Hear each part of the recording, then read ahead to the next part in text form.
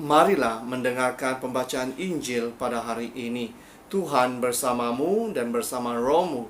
Inilah Injil menurut keterangan Santo Matius. Dimuliakanlah Tuhan. Maka datanglah orang-orang Farisi kepadanya untuk mencobai dia. Mereka bertanya, apakah diperbolehkan seorang menceraikan istrinya dengan alasan apa sahaja?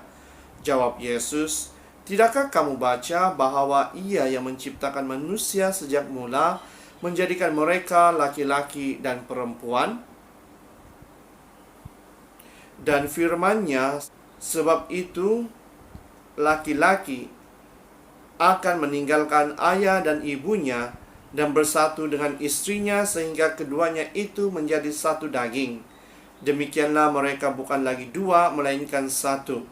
Karena itu, apa yang telah dipersatukan Allah tidak boleh diceraikan oleh manusia. Kata mereka kepadanya, jika demikian, apakah sebabnya Musa memerintahkan untuk memberikan surat cerai jika orang menceraikan istrinya?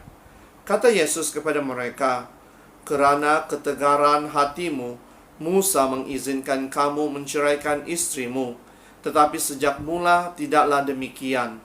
Tetapi aku berkata kepadamu, barang siapa menceraikan istrinya kecuali kerana zina, lalu kawin dengan perempuan lain, ia berbuat zina. Murid-murid itu berkata kepadanya, jika demikian halnya hubungan antara suami dan istri, lebih baik jangan kawin. Akan tetapi ia berkata kepada mereka, tidak semua orang dapat mengerti perkataan itu, hanya mereka yang dikurniai sahaja. Ada orang yang tidak dapat kawin kerana ia memang lahir demikian dari rahim ibunya, dan ada orang yang dijadikan demikian oleh orang lain, dan ada orang yang membuat dirinya demikian kerana kemauannya sendiri, oleh kerana kerajaan syurga. Siapa yang dapat mengerti, hendaklah ia mengerti. Demikianlah Injil Tuhan. Terpujilah Kristus. Saudara dan saudari yang seiman dalam Yesus Kristus, di dalam Injil pada hari ini kita diajak untuk mengasihi di antara satu sama yang lain. Bukan sahaja mengasihi, kita juga diajak untuk mentaati di antara satu sama yang lain. Mentaati panggilan, tidak kira panggilan di dalam perkawinan, panggilan di dalam religious life, ataupun panggilan di dalam kepadrian, ataupun panggilan untuk hidup membujang. Kita semua diajak untuk mentaati segala panggilan yang ada di dalam diri kita, kehidupan kita. Oleh itu, kita juga harus mengasihi di antara satu sama yang lain, seperti mana di dalam pembacaan Injil mengatakan bahwa suami istri itu harus mengasihi, harus menerima kekurangan pasangan masing-masing. Kerana di mana ada kasih, di situ ada Tuhan.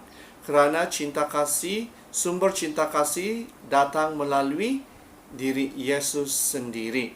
Itulah makanya pasangan suami istri itu harus mencintai, harus mengasihi seumur hidup mereka. Mereka harus menerima kekurangan pasangan masing-masing. Apa sahaja halangan, dugaan yang mereka alami, mereka harus tempuhi bersama.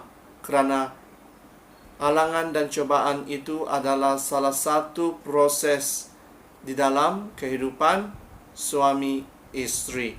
Jadi, saudara dan saudari sekalian, biarlah cinta kasih Yesus itu dikongsikan bukan sahaja bagi diri kita, bukan sahaja bagi pasangan suami istri, tetapi kepada semua orang, agar mereka merasakan bahwa kasih Yesus itu adalah kasih bagi mereka juga. Pada hari ini kita juga merayakan perayaan Santo Maximilian Kolbe, di mana dia mengasihi bukan sahaja dirinya tetapi orang lain, sehingga dia sanggup mengorbankan nyawanya untuk menggantikan seorang banduan di mana dia mengetahui bahwa orang itu sudah berkawin dan dia mengorbankan dirinya bagi orang itu. Di sini kita dapat melihat bagaimana cinta kasih Santo Maximilian itu bukan sahaja bagi dirinya tetapi bagi semua orang, karena dia sanggup menggantikan dirinya bagi orang lain. Jadi saudara dan saudari, mampukah kita, dapatkah kita menjadi seperti Maximilian, Santo Maximilian, yang mengasihi semua orang? Dapatkah kita mengasihi? Dapatkah kita mengampuni? Marilah kita sama-sama bertanya di dalam diri kita. Dan di dalam Injil pada hari ini ada beberapa perkara yang dapat kita pelajari. Yang pertama, seperti yang saya katakan sebentar tadi, kira-kira panggilan apapun yang ada di dalam diri kita, maupun berkawin, bujang, dan menjadi seorang sister ataupun padri, kita mempunyai janji-janji tersendiri terhadap Tuhan. Janji-janji kepadrian kita, janji-janji untuk menjadi seorang sister dan sebagainya.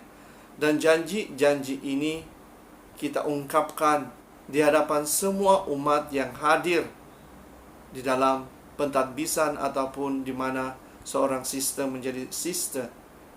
Kita menjanjikan bahwa kita hidup setia akan panggilan kita.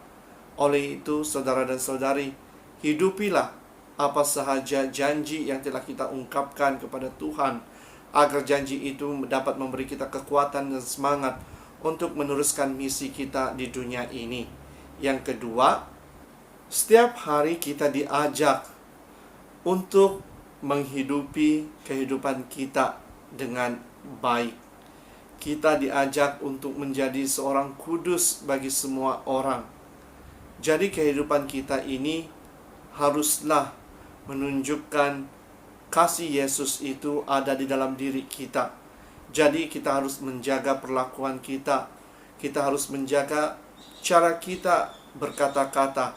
Kita harus menjaga tingkah laku kita, agar melalui diri kita, tingkah laku kita, pertuturan kita, orang lain dapat mengenal Yesus, dapat mengetahui bahwa Yesus itu benar-benar ada di dalam diri kita, dan kasih-Nya kita kongsikan kepada orang yang mahu mengenal Yesus dengan lebih mendalam lagi. Yang ketiga, kita harus ingat bahwa pada saat ini kehidupan berumah tangga maupun untuk menjadi seorang sister atau padri ataupun seorang brother maupun yang hidup bujang, kita semua mempunyai cabaran dan dugaan di dalam kehidupan kita. Banyak sahaja cabaran dan dugaan yang akan kita tempuhi, tetapi kita harus berdoa dan meminta pertolongan daripada Tuhan, meminta kekuatan daripadanya, agar Dia sentiasa membantu kita untuk mengarungi segala cobaan dan dugaan ini. Agar melalui cobaan dan dugaan ini, kita dapat menguatkan lagi iman kita untuk terus bersaksi demi nama-Nya.